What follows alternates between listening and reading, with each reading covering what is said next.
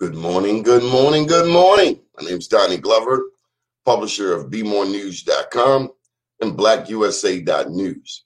We're broadcasting to you live from the city of Baltimore, and we'll be talking about some track and field news today. I hope you had a good weekend. The weather is just wonderful. I know we got some hurricanes that have flown through and some tropical weather that's just hit the East Coast. I know the West Coast is ablazing, but nonetheless, we are here and we're going to wrap up and share with you some of the news stories that we've been covering over the past few days. As we wait on our guests, and I'm like that first shot of coffee, do check out our evening programs. On tonight, we have Town Hall. Town Hall comes on at 7 p.m. tonight.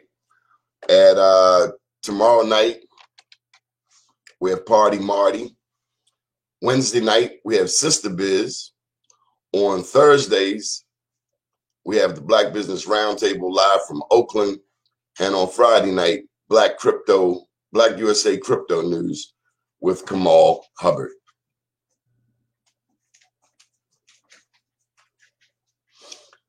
So, hope that you've been doing good out there, taking it easy.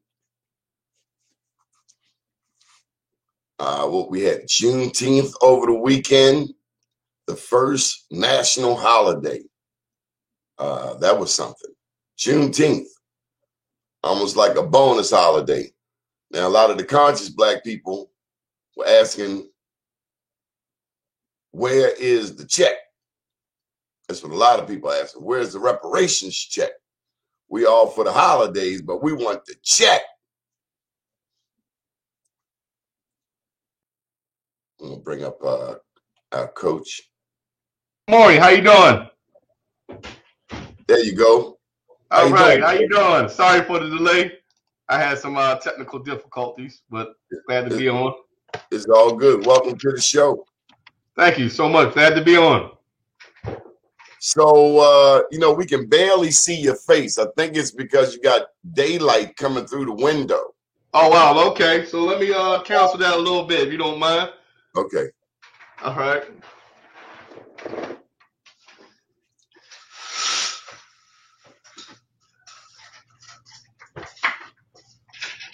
A lot of people may not know, but I spent some of my formative years at Coppin State.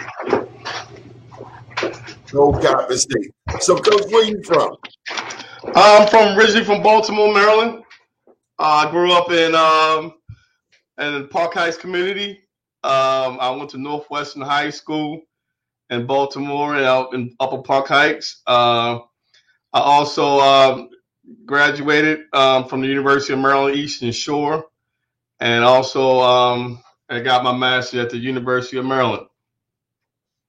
Now, you've been a coach there 20 years, 30 years? Yes, sir. I became the head coach in 1999, and before then, I was serving as assistant coach for 6 years. Wow, 20 years, 99. That's a long time. Yes, sir. And I enjoy every bit of it. So you've seen Coppin's campus go from a fledgling to a full-grown man. I have, and I was enjoyed watching it grow.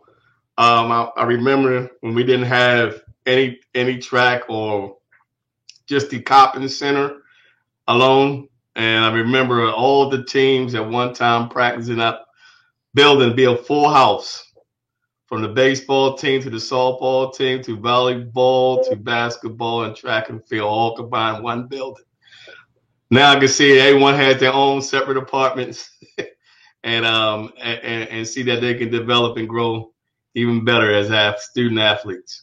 Now that also, if you've been there 20 years, that also means you've seen all of the presidents. I believe it's about 5 of them from 99 to 2021. And the first being our beloved Dr. Calvin Burnett. Yes. I have seen Dr. Colin Burnett, all the way to Dr. Battle, to the rest of the presidents, to the current president, Dr. Jenkins, is now. I've been one of the few to last this long and to see the university change presidents throughout. Okay, so let me just cut straight to the jugular. I've been watching track and field lately. We're in the middle of the trials. Is that correct? Yes, that's correct. And I saw in one of the so right now I'm gathering. You got to school me. I'm gathering that as the Olympic trials come about, there are a number of championships around the country that track runners compete in. Correct. And I imagine this happens every year, but in an Olympic year, it's especially exciting. It's very exciting because a lot of people that's not at the Olympic trials are good too. So some is any given day, any given weekend, you can miss it by a fraction of a second, or you can make it by a fraction of a second. And there's a lot of good people that's not participating and sitting home there, and that's how competitive the U.S. track and field is. But in one of these championships, I saw a cat representing Coppin State. Yes, that is the NCAA championships. Not only did our 4x1 relay also represented at the NCAA championships, and at the NCAA championships, we have two regions. We have the East region and the West region, and where they take 12 from each region to compete at the NCAA championship. And we was fortunate to have a young man come out in the 100 and the 200, Joseph Amoa from Ghana. And we also was fortunate to have a 4x1 creep in there. Was one of the lowest seeds going in, and we end up moving our rankings from 22 to 15, which was outstanding there on that note. So help me to understand how important it is for Joseph Amoa for a Coppin 4x1.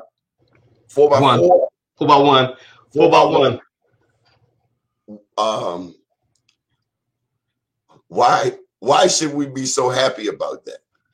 Well, let me tell you how competitive, like I said, how competitive the sport of track and field is, and for how important Joseph Amoa and the Coppin State 4x1 and the track team in general is. Like I said, so hard to get to that level. We still have outstanding talent that's still here.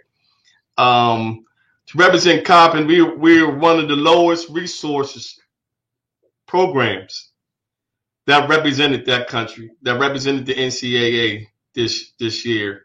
Some programs waste more money in one event than I spent all season. And for us to do what we do, is outstanding for Coppin State. They represent at a high level.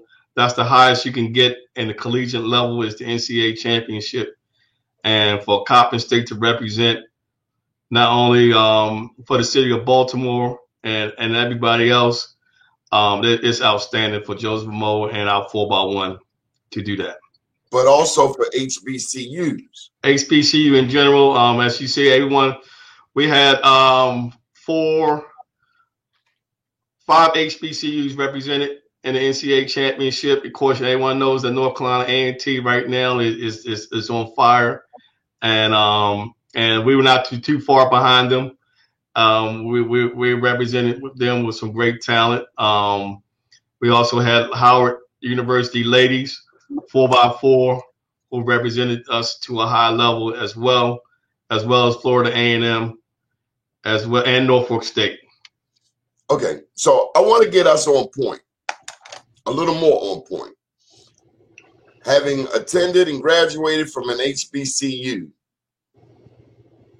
I'm hearing you suggest that alumni of HBCUs, number one, we should be very happy and proud when we see one of our athletes, some of our athletes,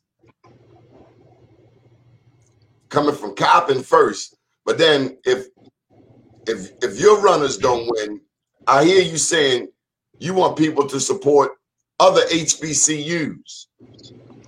Most definitely. And I'm also hearing you say that the big white schools have more money, attract more of our quality athletes. And so I guess it's almost a sacrifice for an HBC. When we get a Joseph Amoah, I'm not sure I have the words. Help me out, Coach. Well, first, let me credit the outstanding coaches in the HBCUs, because what you just pointed on, schools have bigger budgets, bigger marketing than more than the HBCU. So it's already embedded. You see on TV the big time football and basketball games that the little kids watch. So as they grow up, all they know is Power 5 schools and not enough history told on the HBCUs.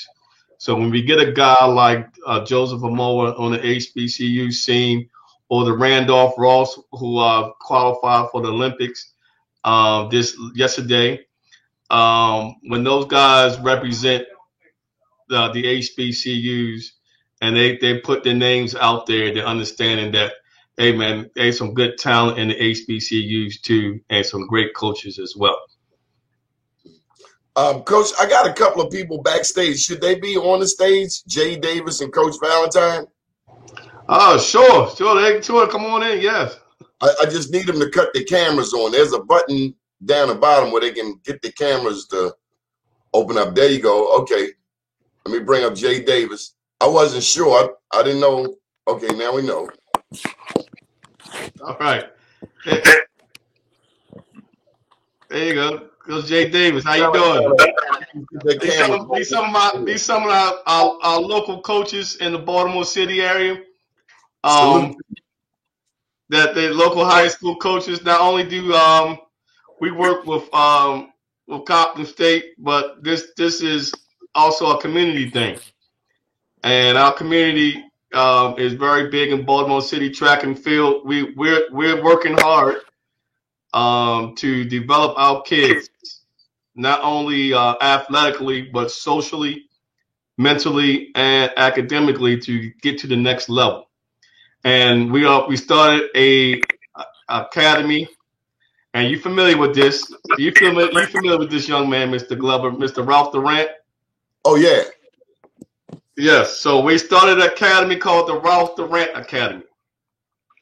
And these young men on here are with it and helping us to develop the Ralph Durant Academy, where we combine our coaches, came together and worked together to promote our kids, not only in the city area but nationally, so that we can get better recognitions. Our student athletes can get better recognition across the country, and also preparing them to get to the next level, and also to make sure that they have the complete package going into the next stage of their careers in track and field.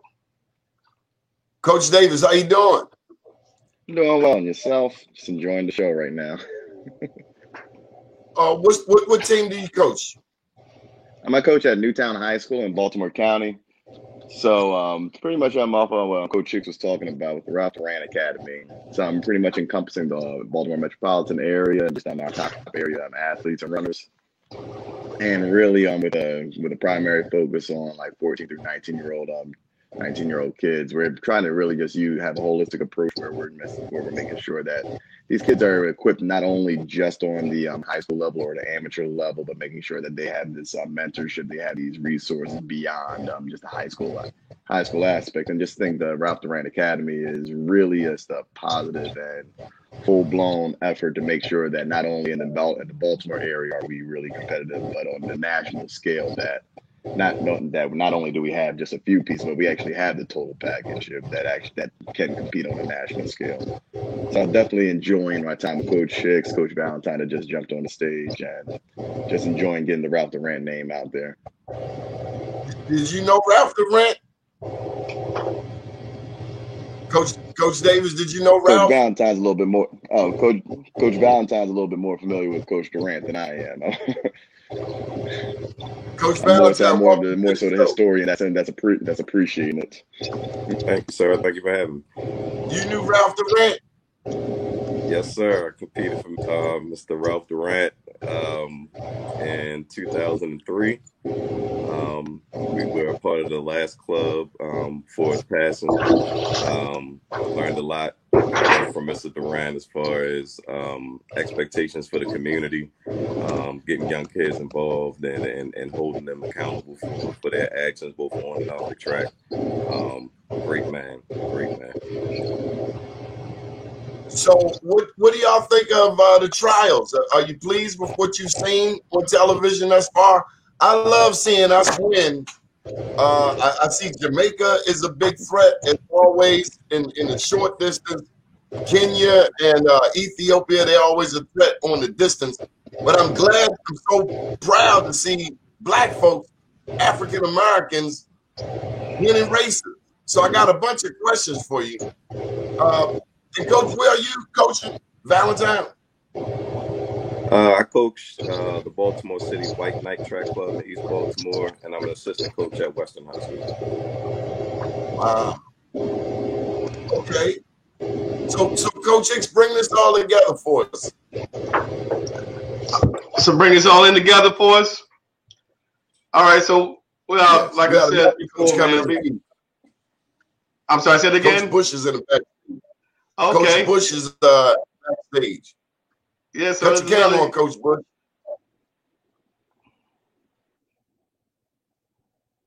There we go. Coming in.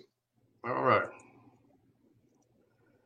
Yeah, there you go. Cut your camera on. I mean, your microphone. You got it muted, Coach Bush. So talk to me, Coach Hicks. Yeah, so like I said,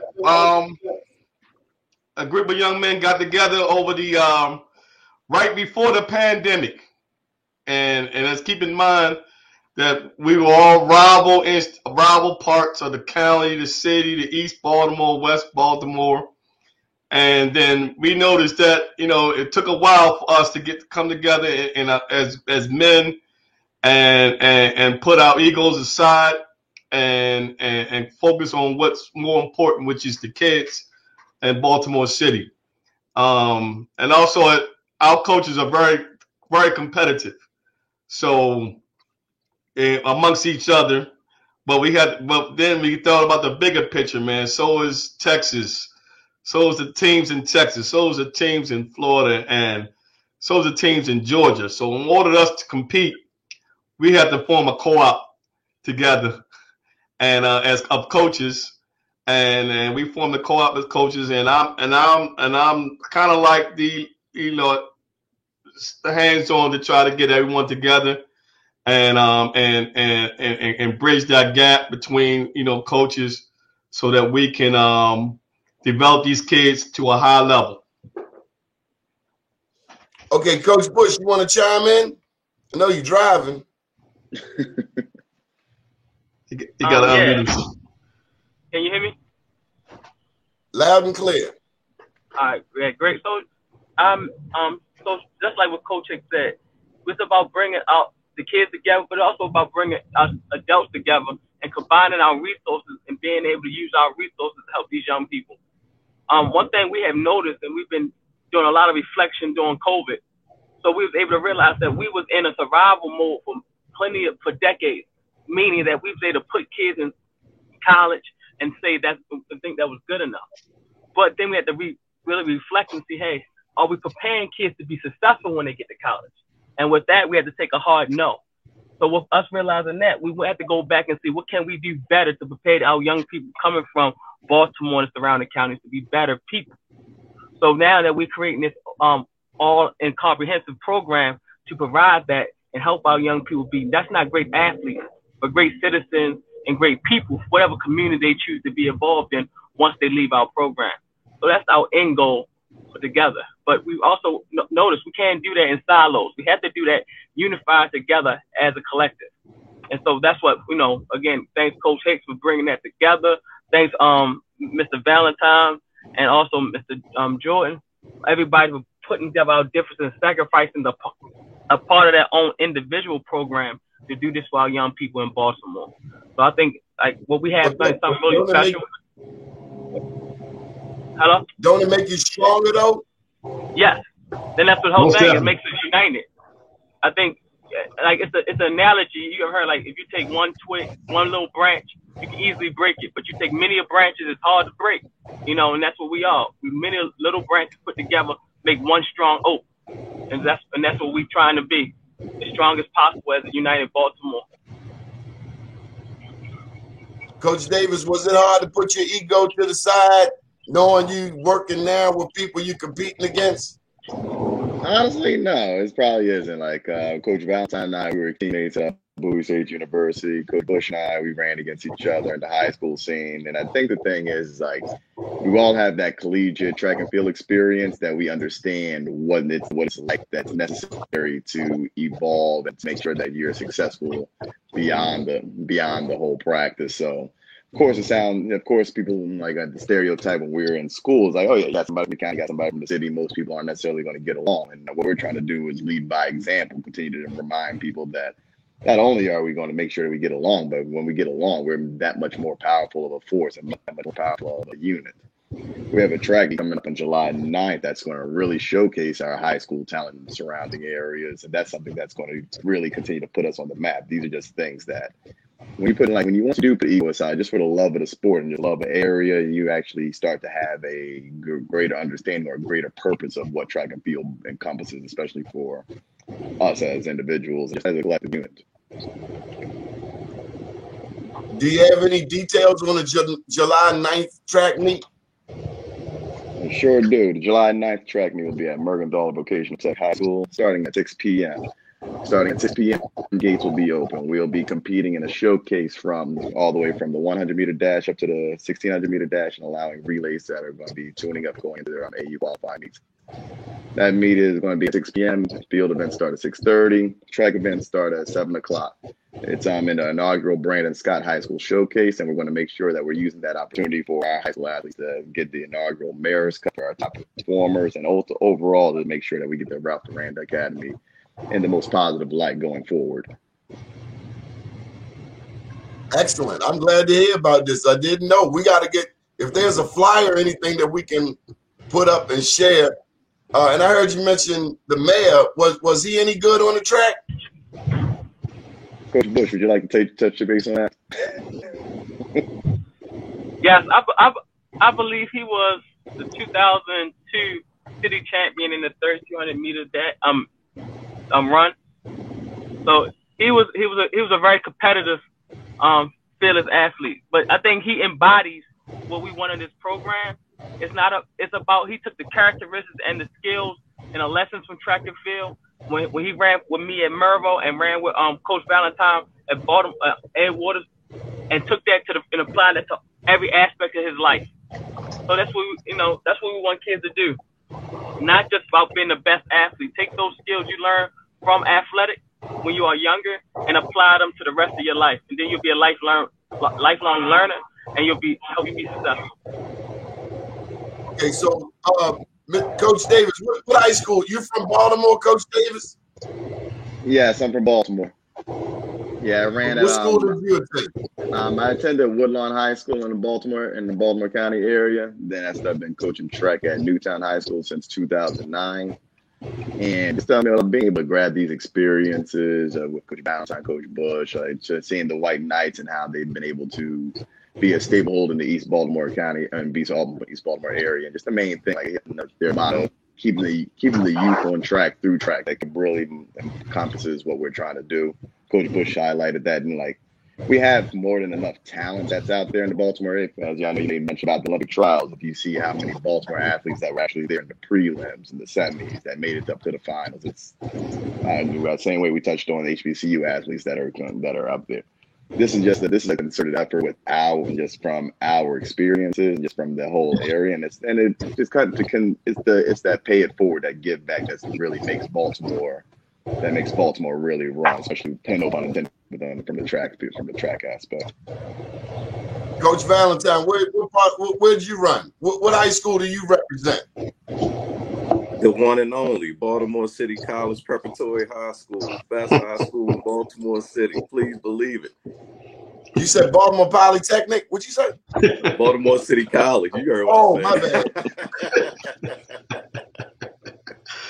You see the colors, man. Yeah. Respect. We got respect for City. Sure. What about you, Coach Bush?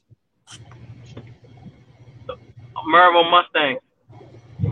Okay, that's right. You said Monroe. Okay, well, I went to 2 years at Poly and 2 years at Dunbar. So we love the competition. So, Coach Hicks, I just heard these men articulate that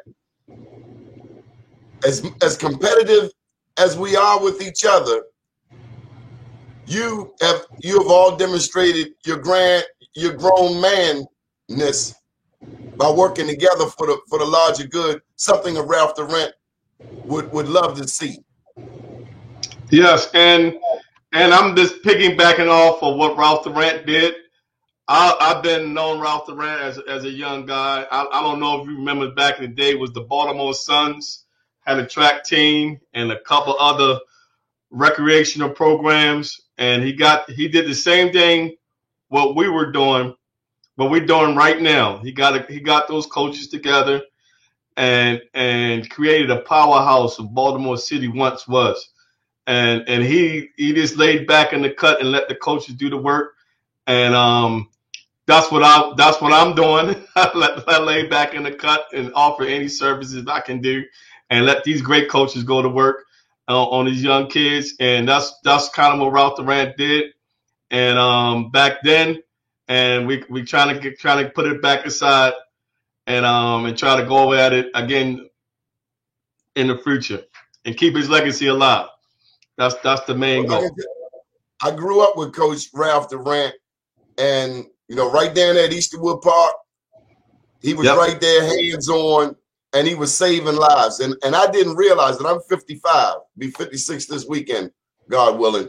But I remember he worked with some of the greatest, and we're talking about the kids. They haven't made it to high school per se yet, but he raised us. He taught us in football, how to run an L left, an L right, a post. He was a hell of a football coach. But more than anything, I'm telling you, he had the commitment to come down and spend his time right there at Easterwood and help they saved our lives, man.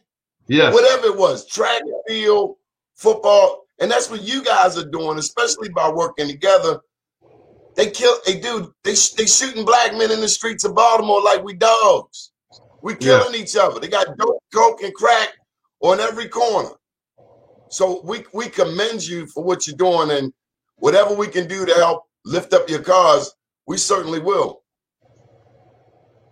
Most definitely, man. We definitely want to keep. He saved my life. Ralph Durant saved my life. I'll let you know. I could easily went the other way, but the track and field, Easterwood Rec. Looking forward to going to Easterwood Rec, and all the time, and going right down to Carver to work out, and everything would happen at the Easterwood Rec. Coach. And Coach Hicks, there was a time. Look, Coach, there was a time if you lived in that area, we would go down to Carver in the wintertime to go swimming and play basketball. We would also go up to Coppin to play basketball and go swimming. Do we still have that outreach to the community? That's what we definitely do here at Coppin State. We do have a aquatics program. Things have slowly getting back together here at Coppin State as far as opening up due to the COVID, as far as having those resources available for the community as well. We have a fitness center here that's almost like a Bally's, or no, I'm dating myself, Bally, like a Planet Fitness here on campus. And we also have a couple of resources available for the youth. It's just now that the COVID protocols have changed a little bit, and as we slowly start to re-socialize back to normal, I'm assuming these programs will start to open back up. So as we look at the monies, how do you keep our students interested? And at what point do you have any of you ever been forced to help an athlete choose between a HBCU and say a LSU? Oh, well, that's me all the time. That's me. This one of the biggest, like we talked about before. This is one of our biggest talks. The kids choose that because that's what they see at it. They already conditioned at a young age. You understand what I'm saying? They conditioned because that's all they see on TV. They don't see enough HBCUs performing. They don't see enough Coppin State on primetime TV or enough HBCUs on primetime TV.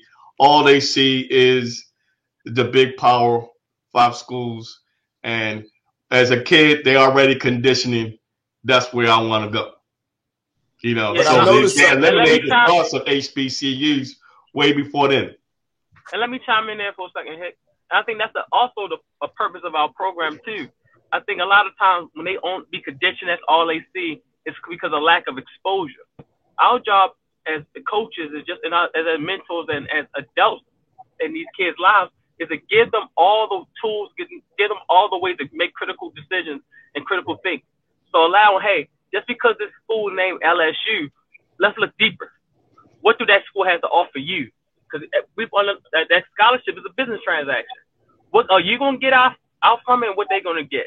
A lot of kids choose these schools and all that they get from it is a nice T-shirt.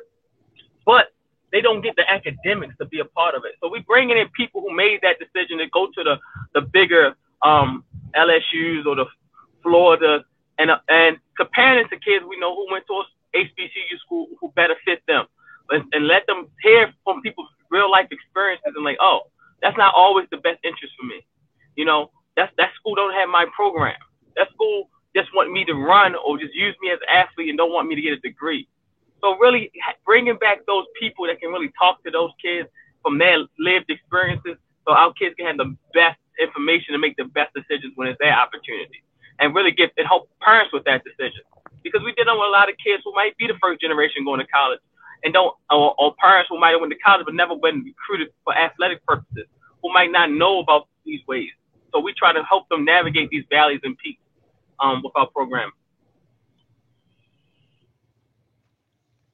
Yeah, I wanted to actually try to take a chance to piggyback off that. I was lucky enough to have a couple kids that I used to coach a couple of years ago that were ended up being high school Americans. So to your point of the LSUs, the USC, the Floridas, these two guys opted to go to Morgan State University, which was again a concerted effort of wanting to have a focus on HBCU and their collegiate experience, not necessarily going to certain schools just for shirts or things of that nature, but more so how are you going to get out of this experience? How are you going to get out of this experience to make you a better person that's going to advance you both academically, athletically, socially, holistically?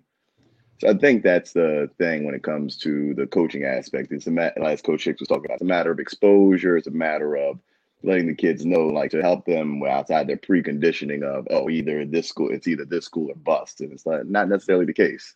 We're sitting here to make sure that these track experiences are full circle for your 4 years at whichever university. Then on top of that, I personally have an affinity for making sure that these kids do go and appreciate what an HBCU experience is like versus just being a number at a PWI for a year or two. Coaches, I want to submit to you a solution. Now, at Coppin, I majored in media. And what we learned is that if we don't tell our story, somebody else will tell the story. Now, Coach Hicks, you know Coppin, I don't know what they have today, but they had, in my time, back in the 90s, they had a media program. Morgan State University has a whole entire school of journalism. Now, I'm getting ready to say something to you, and don't take offense if you already are doing it. But as I'm flipping through the YouTubes, to see the 100, the 400, 200, 1x4, 4x4, we don't have a YouTube channel.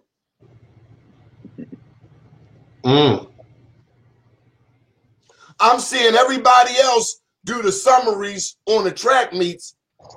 And I'm willing to bring my camera and sit and do my part, but y'all got access to bigger cameras. Yeah, yes, sir. Yes, sir. You got to record these meets and start producing your own videos. We're not producing our own videos, and that's how we make our kids famous. I mean, somebody out there is a Sha'Carri Richardson fan. So anytime she wins something, you know, she's got videos, but we know social media better as well as anybody. And I'm just saying we got to use what we got to get what we want. We need our own Black sports track and field channel celebrating our athletes. And again, you know, I'm a oldie, but I'm willing to do whatever's necessary, because once you control that storyline, I don't want to watch somebody else telling me about our people. I want to listen to a Black reporter. Let me tell you something else, especially as I'm watching the Olympic trials. Are there any Black photographers or videographers in the world? I mean, damn, the Olympics is racist as hell. They don't let no Black photographers nowhere near protest that crap. There are no Black photographers, no Black videographers. Like the white boy is the only one that can cover a track meet. We got to stop that. If this is the Olympics, you should have, and the judges, oh, damn, you got to be white to be a judge? Hey, I don't know if y'all saw it, but that's all I see. And then here's one last question. Why they make them people wait in the running block so long? Like, damn, man, just pop the damn gun. You waiting to leave the slip. So is it a damn setup? Is this some racist stuff, or am I just being overly sensitive? A little bit of both. There is some here African American judges, especially at the U.S. Olympic trials. There's a couple of them, and at the NCAA, and yeah, there are some officials there and some high rankings, some African American officials and some high rankings there that I do know personally. But you know, it can be more. It can be more of them. Be more. You know, and that part of it too. And like I said, you got a great point. We got to write our own narrative. We got to write our own stories. We have to we promote ourselves a little better. You know, even on my end as Coppin State Track and Field, as well as, you know, the RDA Academy, which we just got started. Yeah, I think that's a real great point. I think again, the social media presence is a big driver, especially with this youth. So again, the only way you can control your narrative is by putting your story out there. So definitely would say, like, if anything, bring your camera July 9th, and you'll start seeing a little bit more on Black photographers, some Black videographers at this track meet where we're sitting here and having our high school showcase. But yeah, the ball does need to get rolling. There are some out there, but yeah, we can definitely get more. And I think that's the thing. Get the story out there. We got a Coach Ray in the back. We got a Coach Ray backstage. If he cuts his camera on, we can bring him on to the front. But yeah, Coach Hicks, I see racism very evident in this track and field world. Like they always try to catch a brother or a sister about to start to just shoot the damn gun and let them run. Well, you know, it's always somebody want to control the narrative of the racism. A lot of times, people, I don't know if you remember when Usain Bolt and Tyson Gay was about to square off at the 100 meters, and they made it so much of a big of a rival, a big intensity to each other. I mean, I think they raced about 4 times before the Olympics. You know what I'm saying? And they were good friends, but you know, the whole media portrayed them guys to be, you know, U.S. versus Jamaica. These guys don't like each other and everything. And I think if we have somebody in there to say, wait a minute, man, these guys raced about 4 times already.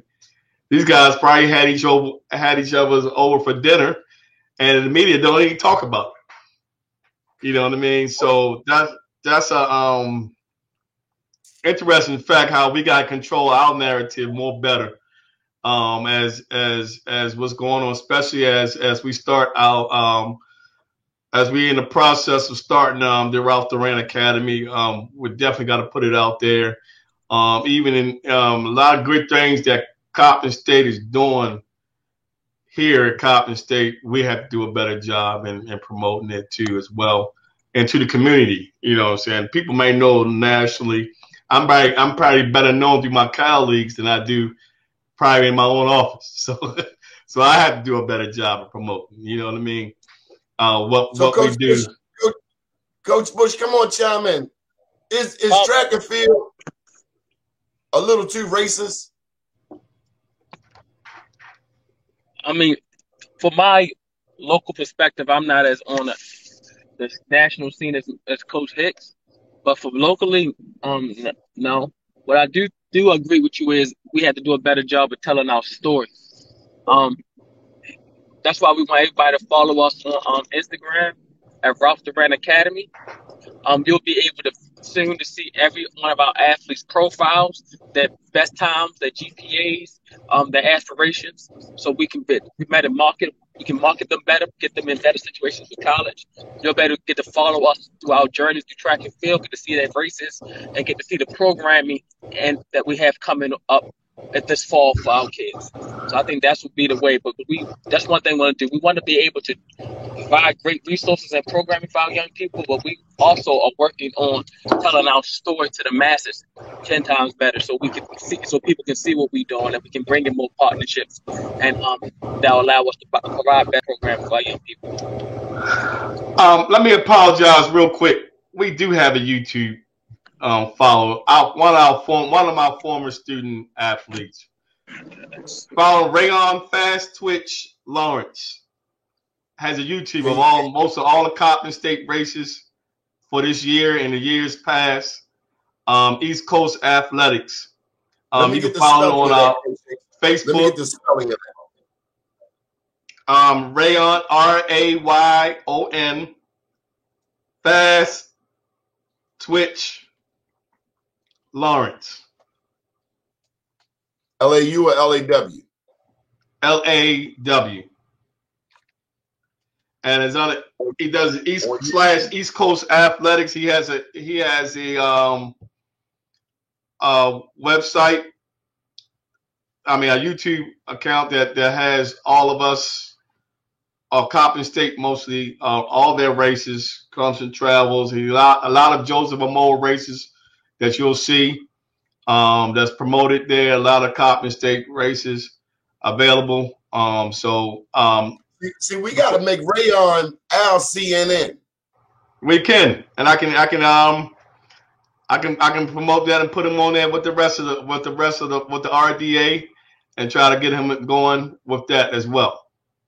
See, as the more Rayons we have, the better, and we need a Rayon in every city. Mm-hmm. Yes, we do. And let me just say this. All the time I hear about HBCUs crying for money. Recently here in Maryland, a big old settlement just came down. Mm-hmm. Now, I don't know what the people on the boards of these schools are thinking, but if you got one young man from Coppin that made it to the finals, then some of that money should be used to be finding out how we get more. Yes, sir. Yes, sir. I mean, it's like we're leaving money on the table.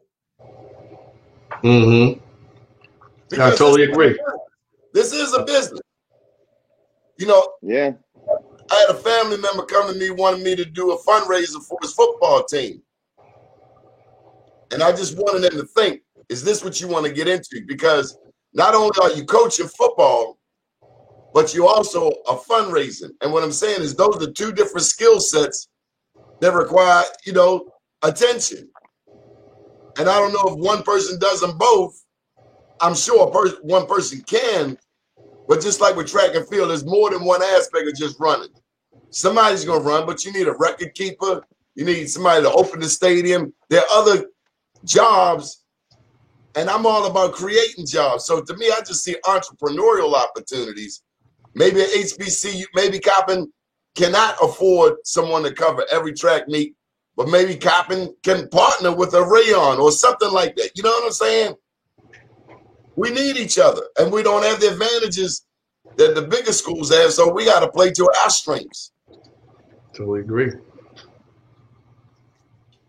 No arguments there. That's definitely, and I think that's the thing with the Ralph Duran Academy, what we're trying to do. Starting off this year with a focus of 17, 18-year-old kids, and now we're trying with the overall goal of expanding to covering the whole aspect of kids ages 14 through 19, which is leading into high school, leaving high school, and then beyond high school. So the focus like that, now we're going to have more people who are going to be more photographers, some more videographers, some more people who are going to want to come out there and put that story out, put that name out there. Same way we will make mention of the Ralph Duran Academy now. Maybe not everybody's familiar with the Ralph Duran story. However, what we're trying to do and building upon that legacy, say this time in the next 5 years, we're going to have 5 different classes of kids that have graduated that are now going to be 24, 25, 26. They're going to be talking about in the Ralph Duran Academy the same way that we talked about Ralph Duran in person. So it's a matter of just modeling, putting out that good image. Again, like those, so like you made mention of that fundraiser. Our fundraiser is that track meet we made mention of in July 9th. July 9th, the first major fundraiser. Yeah. So by all means, yes, when you talk about fundraising and just the track aspect of things, hey, yeah, if you hear us talking about when we're talking about track, we'll hear it just from a local aspect, just have the people come out, support. We have a meet coming out on July 9th. It's going to be a very good meet, a lot of high end talent, but on more than anything else, it's going to be a great experience for the people of Baltimore, our people, the people that we want to sit here and say, hey, we should be able to do more with. So. And so while we're on this platform right now, I would like to challenge or help you people who are listening and viewing to come out July 9th, Bergendahl Vocational Tech. It's our first major fundraiser, but the same stuff we've been talking about for the past 45 minutes will be addressed. And the way that you all can help us out is by coming out and supporting. Oh, let me get the details up on the screen. July 9th, Mervo. 6 p.m. What time? 6 p.m. 6 p.m. Is there a link for people to go to? That link I'll get that link sent out to you by the end of the day. Okay. So we're getting that. So in conjunction with the mayor's office, you have the flyer will be put out. You'll also have a flyer available. But yes, it's July 9th, 6 p.m. at Mervo. We're competing in what's the name of it? The Brandon Scott High School Showcase. Come out, see some of the high school's best performers. We'll be awarding a male and female performer of the meet with the inaugural Mayor's Cup. And just overall good time for the city of Baltimore. And for people who are unfamiliar with the Ralph Duran Academy, we'll have more than enough people that are there to understand the co-op, our whole purpose, or the why behind why we do these things. Good stuff. I appreciate this information. We've been joined by Ray. How you doing, Ray? You want to chime in? I'm great, man. I appreciate it. I was listening for the side. Yeah, the showcase will be. I expect it to be excellent. A lot of the Baltimore area student athletes ran very well at the States this year. We appreciate the opportunity and they took advantage of it. So I'm very excited how they'll get to perform when you get, a better weather, a more focused lens on them, and a scope that they or a environment they probably never actually felt. A lot of this weekend was first experiences for these guys and girls, and they took advantage of it. And it was beautiful to see. So we want more platforms and more readily available stages for them to be able to show, because when they get the opportunity, it has been, as far as the history goes, they have taken advantage of it. You know what I mean? But it's been few and far between. So that's what RDA creates, more opportunities for these kids that is not readily available. And, Coach Ray, what school do you represent? I represent Digital Harbor High School, and of course Baltimore City Track and Field, along with RDA. Any stars that we should be made aware of? We have 2 state champions from this past weekend. Sean Getson, he won the 110 hurdles. He has the fastest time in the state. And Nia Warren, she won the 800 meter run. She's top 5 in the state on time. I gotta ask this question. I watched one of the races, and Houston dropped the baton in the first. Is that like the worst feeling in the world on a track meet? It is the worst feeling in the world. Yes, it is. It's the worst sound you could ever hear. Yes, worst feeling in the world. Mm-hmm. Jesus. Man, you can Think about it like the fourth. You can just see the hopes and dreams of their family. You just Yeah. Think about from football aspect. You're running a 2-minute offense. 2 plays in and you throw an interception. That's how it bites. And you're not getting the ball back. You know, it's crunch time and it's game over when that happens. I tell you something else that I've realized, and I didn't know this, that just because an athlete has an injury does not mean they cannot heal. Correct.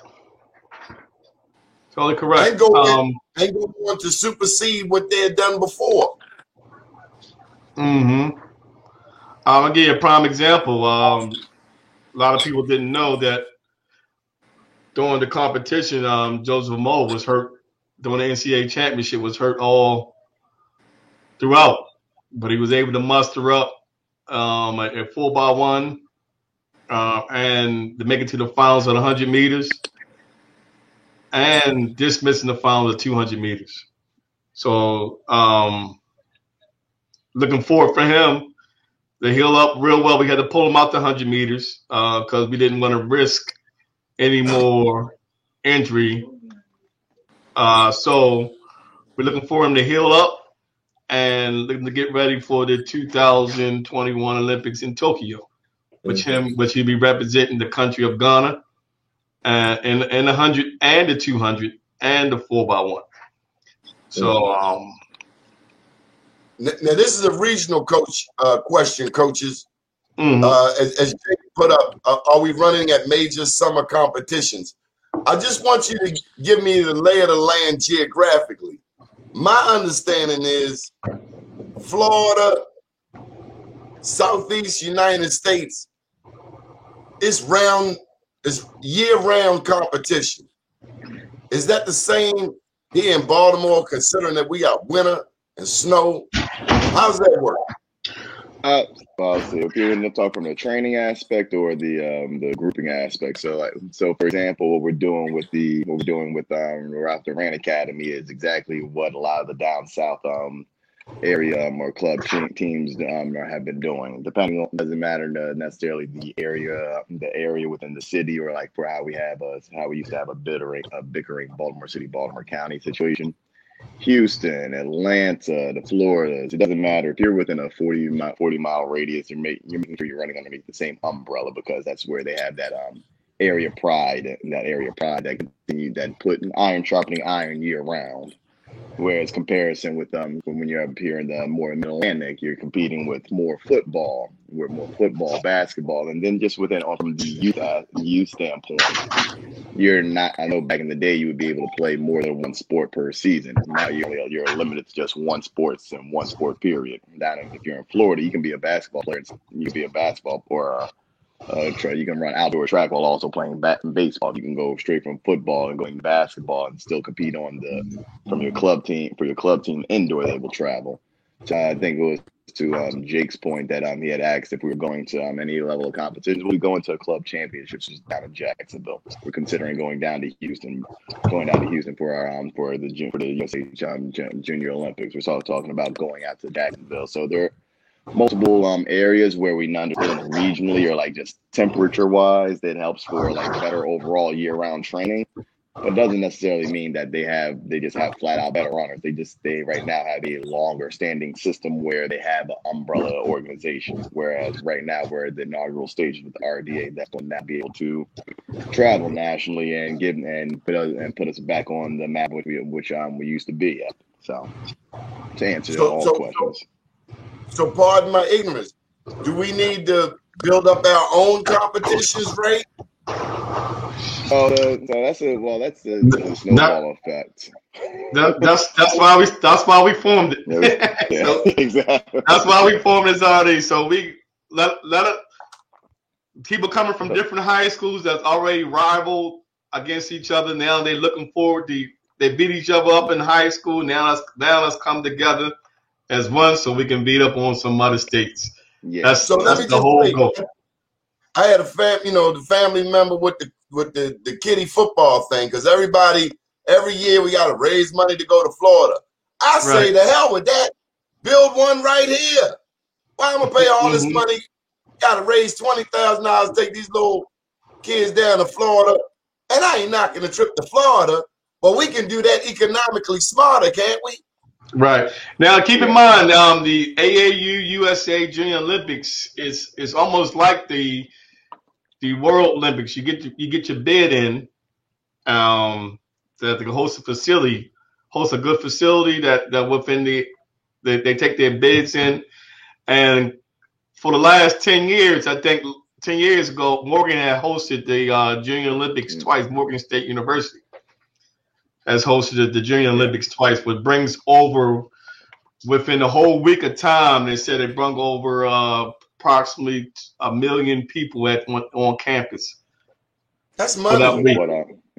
12, 14 different countries that were 14 countries, the hotels, everything. So, but you have to get when Morgan bid for it, because they had the facility bid for it. We all pushed and had that vote here to come to Baltimore. Okay, does Coppin go to the Junior Olympics? Does Coppin have Morgan a State facility? I got you at Morgan, but does Coppin have a facility? We have a facility, but it's not large enough to host the Junior Olympics. Okay, well, get the Junior Olympics. I'm just saying. You're right about that. And we have hosted several youth meets here. That we have hosted several youth meets here at Coppin State in the past, where we brought a large crowd. We're just hoping that we can, due to the pandemic, it kind of slowed things down a little bit. So we're trying to slowly get back in the grass so we can get back to our Junior Olympics, like you said. So we have that available soon. We getting back in the groove, getting all the legalities out the way here at Coppin State, and hope we can move forward on and getting our youth back on campus and running that Coppin State again. Ray, you want to chime in on anything before we close out? I guess just piggyback on the we talk about the need for like massive facilities in the area, because I think the talent pool has shown that when given the opportunity, we run considerably comparable times to the best in the nation. So it's a couple of Olympians that's representing from Maryland. Yesterday, Christine Manning or Christine Clemens, she's from Maryland. She went to Ohio State. She made the USA team. While she was at Ohio State, we actually had a girl from Baltimore City. She made the Olympic trials finals that year. So like given the opportunity in a space, we do flourish. You know what I mean? So getting the kind of the right information out and getting our narrative out is like the biggest point of this. You gotta it's like we are here. We are running. We are dropping times. We don't always get shown in the same light as everybody else, but we do exist. And this criteria and this movement moving forward is to make sure that everybody will see and feel and get an idea of the things that we're doing up here. You know what I mean? A lot of the states that they mentioned, they do get better weather. You know what I mean? But we still got the same class of kids. You know, we still got the same needs for our kids. You know, we just gotta put our narrative in a way that people understand that the same needs that they have, we have too. Coach Hicks, I would be remiss if I didn't bring up Eddie George and Neon Deion Sanders. Right, great. Now the great athletes, and I'm glad they're giving back to the HBCUs. But one thing I know, is this a new trend? I hope it is, and I hope it is. It is a grind, you know. And most tribute to all the HBCU coaches, and thank you from joining the HBCU fraternity. However, some great coaches out here have to grind every day, has to more develop athletes instead of getting the top athletes to come to their school. And that's been the HBCU tradition for years and years to develop them, to get them at a high level. We don't get them coming in at 5-star or three, maybe not even 3-star athletes. So we get a lot of 2.5-star athletes and to develop them to be 4 and 5-star athletes. That's been the HBCU tradition, and with Deion and Eddie George, if they're willing to roll their sleeves up like that, they're going to be outstanding coaches. Now I appreciate them bringing in talent, taking away the talent from the predominantly white institutions, but we still got to roll our sleeves up and nurture these kids. You know what I mean, at a high level. So, but can you imagine if other star athletes did what Deion and Eddie most George? Definitely. Definitely. That's what I'm hoping that he motivates and starts a trend, because, like you say, we easily will go over to the white schools. They're more promoted. Like our rappers, we make any brand famous, any liquor, any car. I just want to know when we're going to start doing that for ourselves and bragging about our own stuff and our own people and our own culture. Absolutely. I totally get it. Totally agree. Like, I think the thing is, like, you're as strong as what your network is. And at this point now, we got to take the power of our black dollar, our network. At this point now, it's a matter of investing in self and putting our story and our narrative out there. So to circle it back around to July 9th, the Brandon Scott High School Showcase, and remind you again that's again where we have that whole collective, and again just that idea, like that's our first major thing. And again, like once you get that ball rolling, I see how we were chatting, how Jake had mentioned in the chat. Yeah, we want to be able to get to a point where we can actually host the Junior Olympics on even larger scale. It's going to be even more impactful for the area of Baltimore, not just small little silos. So I think so as we're continuing to speak on these things, and it's the reason why people are still sitting here and investing, why we have this and that, this joint collective, is because we understand there is that need. So to continue to just stay proactive about it, stay proactive. We have a collection of coaches, a collection of people. Like we have some of the best coaches in the Maryland area from various programs. You have around Coach Valentine from the White Knights. You have Coach Bush, Coach Ray over at Baltimore City. I was over at from the Baltimore County area with the Windsor Elite program. We're sitting here all underneath one big collective because we understand as one solid unit. We are to. Well, I was going to slide in there, Coach Davis. Coach Davis, I need you to get a round trip ticket, 2 round trip tickets. I want you to get a round trip ticket to Kenya and 1 to Ethiopia, because we got to start doing our own recruiting. Now, a lot of the people over there can't afford to come to our schools. We need to go over there and get them early, Coach Hicks. Well, I'm already ahead of the game. I'm already there. I mean, yes, when I went to Jamaica, them little girls was trying to come home with me. We need to do it from a professional standpoint. Recruit. That's right. What do you think about that, right, Coach Bush? How's our recruiting? Have we been to Jamaica, to Kenya, to Ethiopia? Get them early. Yes. Yeah, I think Coach that's Coach Hicks level. Get them for that college aspect. But I think we didn't even tap into our Baltimore potential yet. You know, here in Baltimore, we have so many great athletes, so many great individuals. But I think the problem is a lot of our kids are stuck in one sport that at a young age they forget they want to just be a good basketball player, a good football player, a good wrestler, or whatever sport may be. They forget how to be a good athlete. You know, in my day, you play multiple sports until probably my junior, sophomore year of high school when you choose one. Now they choosing one sport when they 7, 8, and not developing as young athletes, and not trying different avenues. You know, I used to think I was a basketball player until I stopped growing at 5'8". That basketball dream died. You know, luckily I came to track. You know, you always got to try different things. My first sport was soccer. So I think if we just tap into Baltimore, we'll be amazing. For example, the young kid from Carver High School. Kid was declared supposed to be a football player. Came out Saturday, ran the fastest time in the state in the 200 meters. You know, but he thought he was a football player, man. Track runner. Great. Well, I'm here to support. I see we should have our own damn Olympics. We don't need nobody else. Let them come to our stuff. And we got to control the video, the media, and the money. And don't be hiring I'm telling you, don't be having a whole bunch of white photographers out there, videographers. Just like y'all want to see black people on the track, I want to see black people holding the cameras, popping the gun off. I'm serious. Yeah, telling our story. Yeah, man.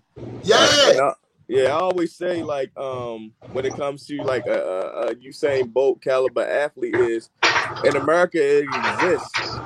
That type of athlete exists. He just happens to be playing football or playing basketball. You know what I mean? So, and he may be the okay guy on the football team or the okay guy on the basketball team, and he never gets that light shown on him because of how, you know, force-fed it is down when it comes to society. You know, that's where the breadwinners is. That's where the success. That's where the superstars are. You know what I mean? So they never even get the chance to see where their greatness lies because it's so funneled into a way that it's almost like they can't escape. Well, you gentlemen have a very important task. You're saving people's lives, just like Ralph Durant saved ours.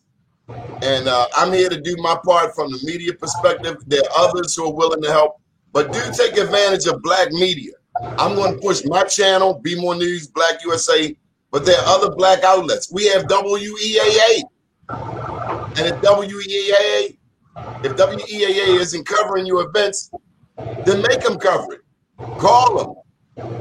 Like you said, during COVID, everybody's had to turn inward to see what more we could do in our own silos. And one thing is we can communicate more. We can do more on our Instagram or no excuses. That's all I'm saying. No excuses. We do what we got to do to win and save lives. I thank you for what you're doing in our community, and we got to have you back. Any final words, Coach Hicks? And thank you for putting this wonderful program together, too. Thank you. I just want to say, y'all, keep up the good work. Thank you for enlightening us through the media, and thank you for having us on. I really appreciate it. A good colleague of mine told me you're a great guy, Ruffin Bell. Absolutely. Yeah, so he's wanted to give you props, and I just want to thank you. Continue doing what you're doing and putting us out there. I really appreciate it. And special thank you to Kyle for setting this all up and introducing us. Yes, sir. Yes, sir. Good Always deal. a pleasure. Hey, Coach Hicks, you have a powerful day, and I plan to be there July 9th. Make sure we can get a fly up on BeMoreNews.com. Yes, sir. Yeah. We'll be back at 7 p.m. tonight for Town Hall with Dave and Quita. My name's Donnie Glover, and we'll talk to you later. Have a safe day. Thank you. All right, thank you.